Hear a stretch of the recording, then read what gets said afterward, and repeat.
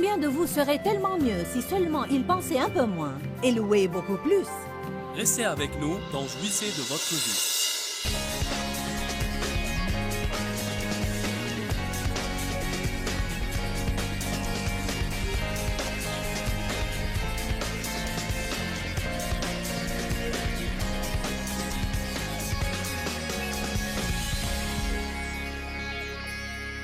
Nous vivons dans des maisons faites de pensées.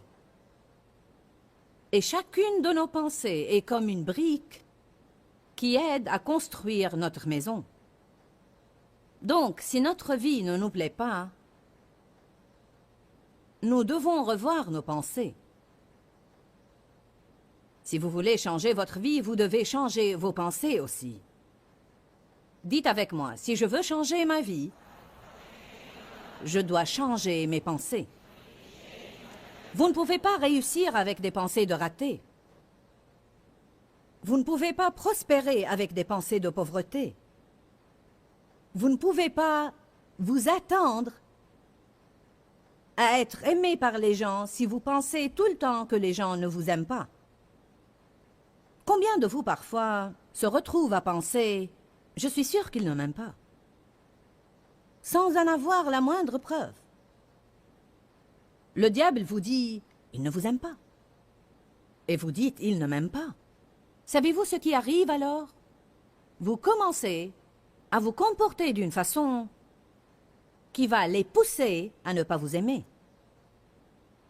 Voyez-vous, si nous pensons que les gens nous trouvent odieux, nous allons nous comporter d'une manière odieuse. Si nous avons l'impression que les gens vont nous repousser, nous allons sûrement faire quelque chose qui les poussera à nous repousser. Vous n'allez jamais dépasser le niveau de vos pensées. Si vos pensées ne vont pas s'élever, votre vie ne va pas s'élever. Nous devons penser à ce que nous pensons. La prochaine fois que vous vous sentirez déprimé ou triste, arrêtez et dites « À quoi je pensais ?» Vous verrez que vos pensées étaient tristes. Une chose qui va vite vous déprimer, c'est de penser à vous tout le temps. Aucune joie ne sera libérée dans votre vie à travers l'égoïsme, ni dans ma vie. Pour être heureux, arrêtez de penser à vous et pensez aux autres. Éphésiens 4 prouve l'idée que j'essaye d'expliquer. Le verset 22 dit « Dépouillez-vous de votre ancienne nature.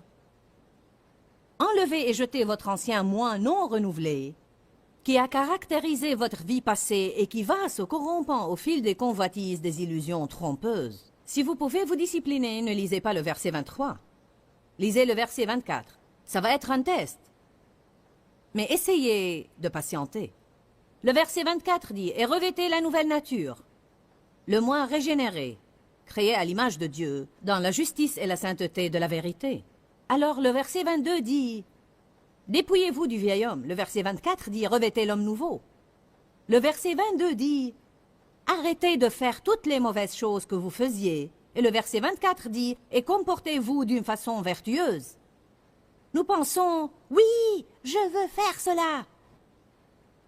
Mais quel est mon problème? La chose que je veux faire, je ne la fais pas, et celle que je ne veux pas faire, je finis par la faire. Je crois que pour aller d'une place à l'autre, souvent, nous devons avoir un pont. Nous devons avoir quelque chose qui nous fera traverser, ou un chemin à emprunter. J'aime dire que je suis un pasteur pragmatique. Je suis vraiment frustré par les gens qui me disent ce que je dois faire sans me dire comment le faire. Je crois qu'il y a certainement un mode d'instruction pour vivre la vie chrétienne. Il y a certains principes que l'on doit respecter et certaines choses que l'on doit faire si nous voulons passer de l'endroit où l'on était à l'endroit où nous voulons aller. Donc maintenant, vous pouvez lire le verset 23.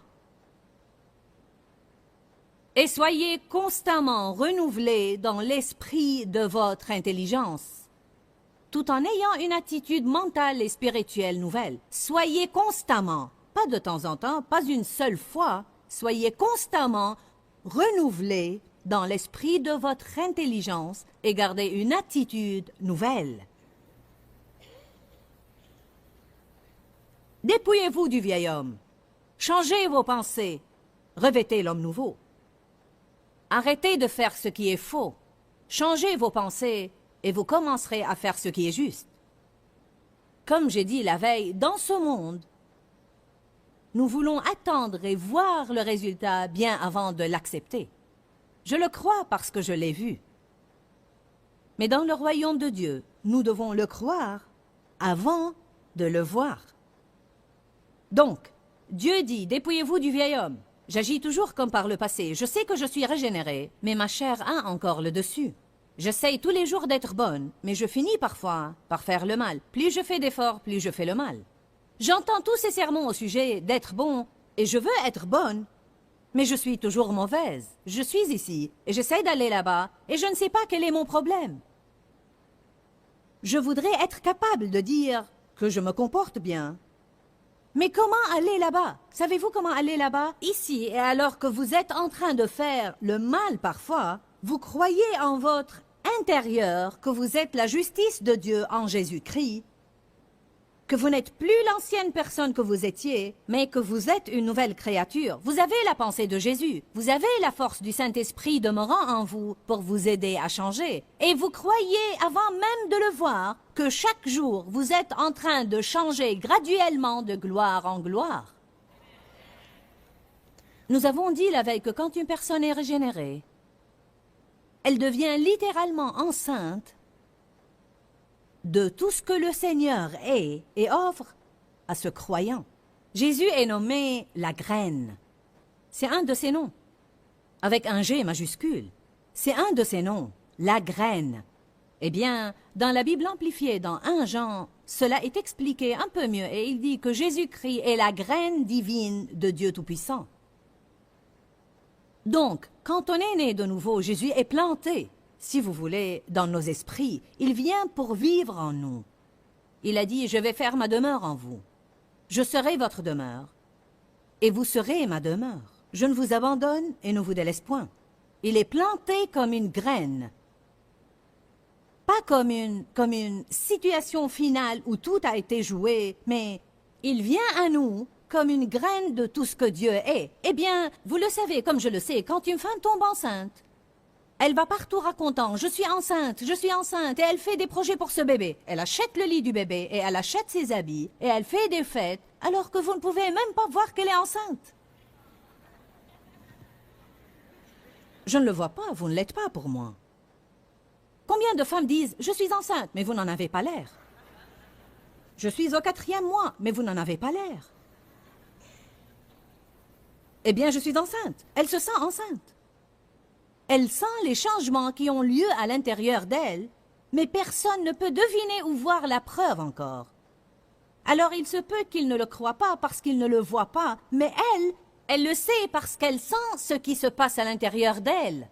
Donc, en ce qui la concerne, elle est enceinte et elle fait des projets pour un bébé qui va bientôt arriver. Est-ce que vous comprenez ce que j'essaye de vous dire maintenant? Si vous voulez réussir, vous devez arrêter de faire des projets pour échouer. Si vous croyez que vous allez prospérer, arrêtez de paresser et de penser que vous êtes si pauvre tout le temps. Vous ne devez pas constamment dire aux gens « je n'ai pas les moyens, je n'ai pas les moyens, je n'ai pas les moyens ». Vous ne devez pas dire des choses comme « je n'aurai jamais rien ». Vous ne devez pas paresser et penser à ce que vous n'avez pas, et penser à ce que tous les autres ont, et penser comment vous n'avez jamais rien, et penser, et penser, et penser, et penser. Pour certains de nous, le problème numéro 1, c'est que nous pensons beaucoup trop. Combien de vous seraient tellement mieux si seulement ils pensaient un peu moins et louaient beaucoup plus? Oh non, en fait, nous voulons tout comprendre. Eh bien, j'ai un bulletin du ciel pour vous. La Bible dit que nous connaissons en partie. Et il va y avoir des tas de choses que vous allez vous résigner à ne pas connaître. Et je vais vous dire, quand j'étais encore pauvre, j'ai commencé à dire « Je suis prospère, j'ai tellement d'argent que je ne sais que faire avec. Je peux bénir tous ceux que je rencontre, je porte de beaux habits, je conduis une belle voiture, je vis dans une belle maison, je suis béni et tous ceux qui me rencontrent veulent me bénir. » Cela ne va rien vous coûter. Vous allez dépenser la même quantité d'énergie. certainement plus d'énergie pour dire une chose négative que pour dire une chose positive. Si vous dites des choses positives et pensez des pensées positives, vous allez vous sentir mieux. Beaucoup de gens pourraient dire « Et si je passe ma vie à penser à ces choses positives, à penser au bien, et puis je ne l'obtiens jamais ?» Au moins, vous allez vous sentir mieux. Au moins, vous aurez une meilleure attitude. Qui voit ce passage et comprend de quoi je parle? Comment passer du vieil homme au nouvel homme? Constamment, dites tous constamment. Dites-le encore. Dites-le encore. Vous savez, parfois nous devenons paresseux. Peut-être quelqu'un nous persuadera de le faire 1 ou 2 fois, mais tout le temps?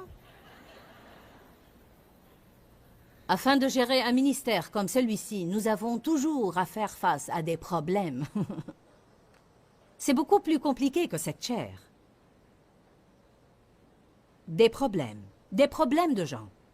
Nous avons des gens qui nous aident, mais quand vous vous occupez de 450 personnes, plus les gens de ces réunions, pensez-vous que chaque lettre que je reçois est une lettre d'approbation? Oh non! Non, non.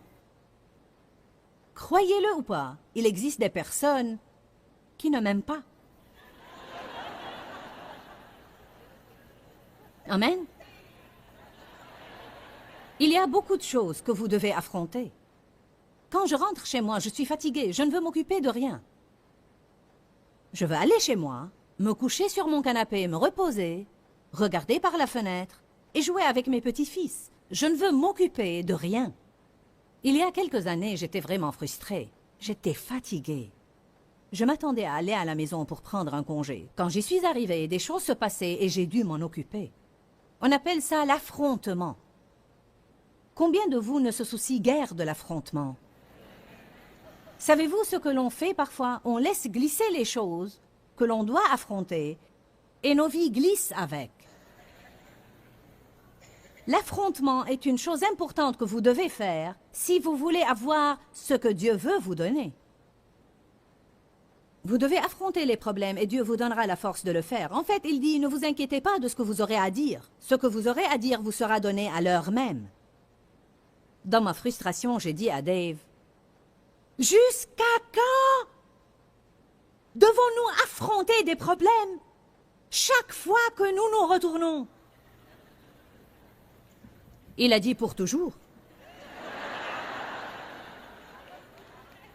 Je ne voulais pas entendre cela, mais je l'ai réalisé. J'ai pensé, oui, c'est vrai. Vous ferez bien de vous mettre une chose en tête. Vous allez constamment avoir à renouveler votre esprit et vous allez avoir à affronter les mensonges du diable qui attaquent votre esprit. Tant que vous êtes là sur la planète Terre, dans un corps physique, avec une âme, le diable va sûrement vous attaquer. Vous allez toujours avoir à affronter et à résister et à repousser la tentation. Il serait merveilleux que la tentation s'en aille, mais elle ne va pas le faire. Jésus n'a pas dit à ses disciples « Priez pour que la tentation s'en aille ». Il a dit « Priez afin que vous ne tombiez pas dans la tentation ».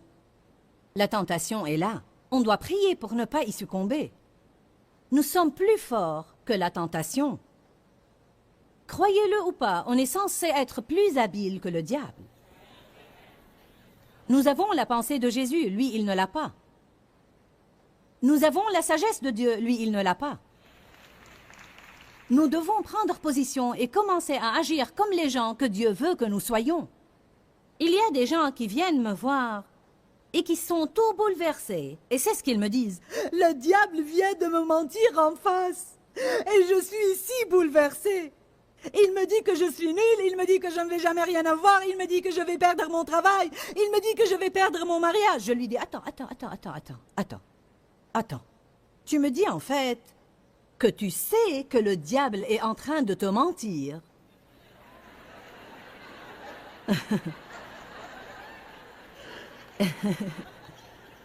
Et ça te bouleverse?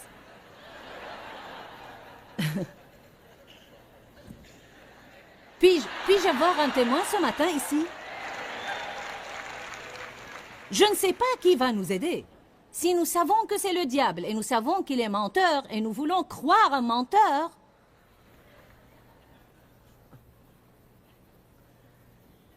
Aide-moi, Jésus. Aujourd'hui, nous allons parler de nettoyer nos pensées ou faire le ménage.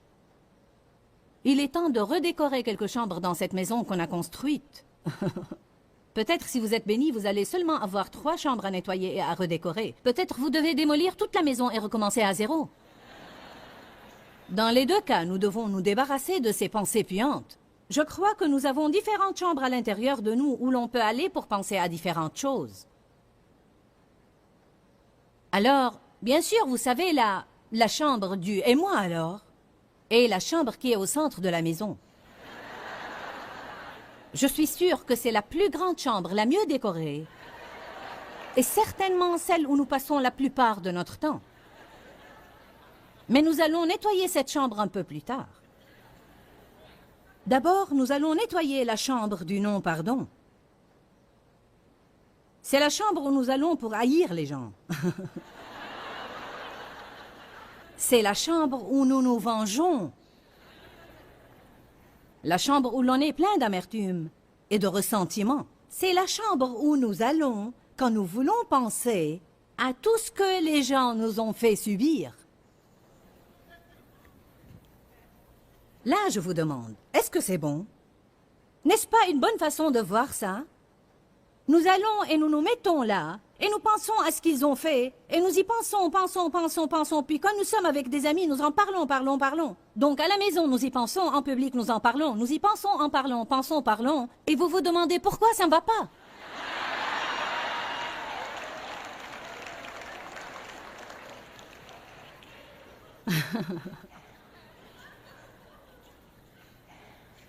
Vous continuez à vous le rappeler. C'est comme si vous arrachiez la croûte d'une plaie. Vous venez à l'église et vous priez « Oh Dieu, guéris-moi, guéris-moi. Oh oui, oui, pasteur, oui, je veux pardonner à mes ennemis. Oui, Dieu, je pardonne. Je choisis le pardon. Je choisis le pardon. » Vous vous mettez à genoux, vous versez de chaudes larmes, vous rentrez chez vous et vous y pensez, vous en parlez, vous y pensez, vous en parlez. Vous y pensez, vous en parlez, vous y pensez, vous en parlez. Et juste quand Dieu commence à guérir cette plaie que vous avez eue quand quelqu'un vous a fait du mal, et quand vous commencez à avoir une jolie petite croûte dessus, quand vous y pensez, c'est comme si vous arrachiez cette croûte. Alors vous commencez à saigner de nouveau. Certains d'entre vous sont en train de saigner à cause d'une chose que quelqu'un vous a fait il y a 10 ans, et il est en train de s'amuser sans se soucier de votre colère. Et puis on dit, j'ai la pensée de Jésus.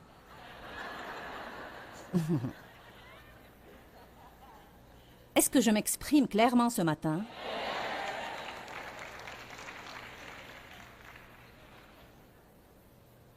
Allez à Hébreux 10 ou Hébreux 11. C'est un très, très bon passage et un très important passage. Il nous dit pourquoi les gens ne peuvent jamais s'éloigner des anciennes choses.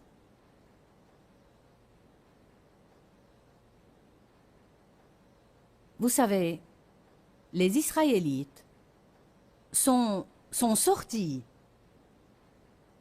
de l'esclavage en Égypte. Mais bien qu'ils étaient sortis de cet esclavage, leurs circonstances n'étaient pas comme ils s'attendaient. Ils avaient la mer Rouge. Ils en ont eu assez de manger la manne. Il y avait des montagnes là-bas. Il y avait des ennemis. Donc, à différents moments, ils voulaient revenir en Égypte parce qu'ils se disaient, bien que nous étions des esclaves là-bas, au moins on avait à manger. Nous nous rappelons des oignons et de l'ail et des poivrons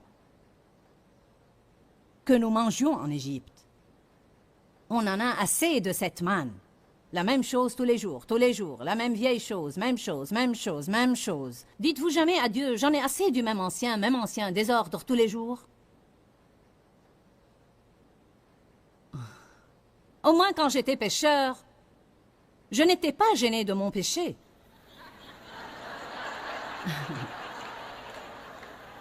Maintenant que je suis devenu chrétien, je ne peux même pas pécher, avoir la paix. L'avez-vous jamais remarqué? Dans quel désordre nous nous trouvons quand nous sortons de l'esclavage sans avoir encore atteint la terre promise et nous sommes coincés dans le désert où nous essayons de purifier nos âmes? Vous sentez comme si vous menez une double vie. Vous ne voulez pas être mauvais, mais vous finissez par l'être. Vous ne voulez pas vous mettre en colère, mais vous le faites quand même. Avant, vous faisiez cela, mais vous ne vous en souciez pas. Maintenant, ça vous embête. Vous ne voulez pas retourner à l'endroit d'où vous êtes sorti, mais vous ne savez pas comment arriver là où vous voulez aller. Donc, c'est très facile parfois de penser « C'est trop dur, je vais juste revenir là où j'étais. » Je vais juste revenir. À moins, à ce moment-là, si je suis contrariée, je peux juste prendre un somnifère. Ou aller m'enivrer ou n'importe quoi. Si je suis furieuse contre quelqu'un, je peux me disputer avec lui. Oh, mais non, maintenant je suis censée aimer mes ennemis. Maintenant, je suis censée les bénir. Être gentille envers eux et bonne avec eux. Eh bien, Dieu, je ne peux pas le faire. C'est trop dur, c'est trop dur, c'est trop dur. C'est une autre chose que l'on pense et l'on dit et qui nous attire des tas d'ennuis. Vous devez penser différemment. Vous devez penser, je peux faire tout ce que je dois faire parce que l'Esprit du Dieu vivant vit à l'intérieur de moi. Et si Dieu me demande de le faire, alors je peux le faire.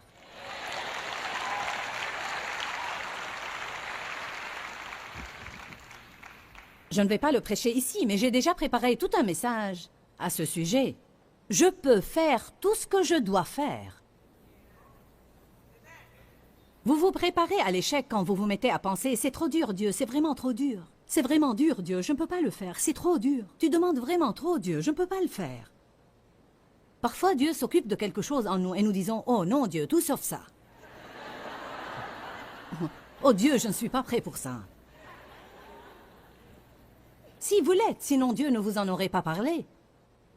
Le Seigneur ne va pas venir vous parler d'une chose et vous encourager à ne pas faire une chose ou à faire une chose que vous n'êtes pas prêt à faire. Peut-être que vous ne vous sentez pas prêt, peut-être que vous ne voulez pas être prêt. Mais Dieu dit, maintenant est le temps de vaincre cet ennemi. Deutéronome 7 dit, quand je vous livre vos ennemis entre vos mains, vous devez les exterminer complètement. Vous ne pouvez pas le faire avant que Dieu ne vous les livre.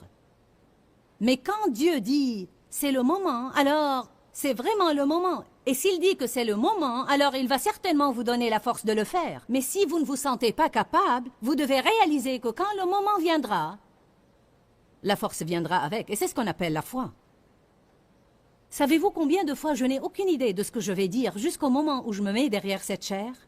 Oh, j'ai un message. Je viens avec mon message. Mais ces réunions ne se réduisent pas à un message. J'ai passé des années à essayer de tout planifier dans ma tête avant d'arriver là, et j'ai trouvé que c'était du temps perdu parce que cela n'a jamais marché. Ou rarement, tout au plus. Alors je dois venir en me fiant à Dieu. Et cette affaire de confiance nous fait peur jusqu'à ce que l'on s'y habitue.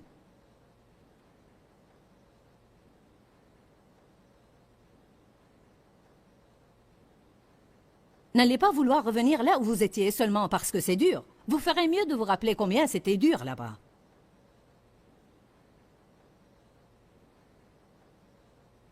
Hébreux 11:15. S'ils avaient pensé, avec souvenir nostalgique à ce pays d'où ils étaient sortis, ils auraient trouvé une occasion permanente pour y retourner. N'est-ce pas bien? Lisons-le de nouveau.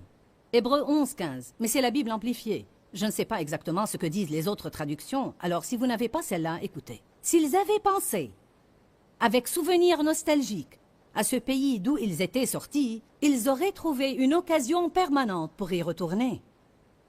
En d'autres termes, mes pensées peuvent me ramener de nouveau au désordre duquel je suis sorti. Pas étonnant que Galates 5:1 dise « Demeurez donc fermes dans la liberté que Christ nous a affranchis et ne vous laissez pas mettre de nouveau sous le joug de la servitude que vous avez une fois enlevée. » Bien que nous gagnions une liberté dans un domaine, nous devons toujours demeurer fermes dans ces domaines.